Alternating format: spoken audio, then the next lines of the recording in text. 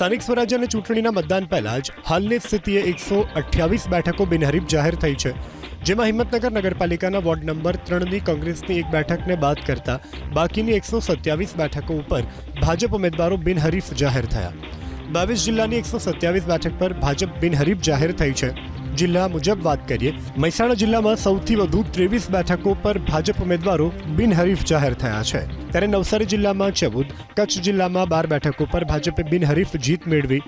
ભાવનગર અને આણંદ જિલ્લાની 8 બેઠકો ઉપર ભાજપના ઉમેદવારો બિનહરીફ જાહેર થયા, તો પંચમહાલ, પોરબંદર, અરવલ્લી અને વલસાડ જિલ્લામાં પણ 7 બેઠકો પર ભાજપ ઉમેદવારોએ બિનહરીફ જાહેર થયા। સુરેન્દ્રનગર અને અમદાવાદ જિલ્લાની 6 બેઠકો, તાપી જિલ્લાની 4 બેઠકો પર ભાજપ ઉમેદવાર બિનહરીફ જાહેર થયા, તો ભરૂચ, બનાસકાંઠા, સુરત જિલ્લાની 3 બેઠકો ઉપર ભાજપના ઉમેદવારોનો બિનહરીફ વિજય થયો।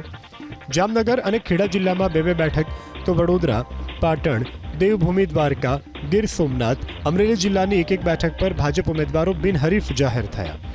વર્ષ 2021માં યોજાયેલી સ્થાનિક સ્વરાજ્યની ચૂંટણીમાં ભાજપ ઉમેદવારોએ 219 બેઠકો ઉપર બિનહરીફ વિજય મેળવ્યો હતો, ત્યારે આ ચૂંટણીમાં અત્યાર સુધીમાં 127 જેટલી બેઠકો પર ભાજપ ઉમેદવારો બિનહરીફ વિજેતા જાહેર થયા છે।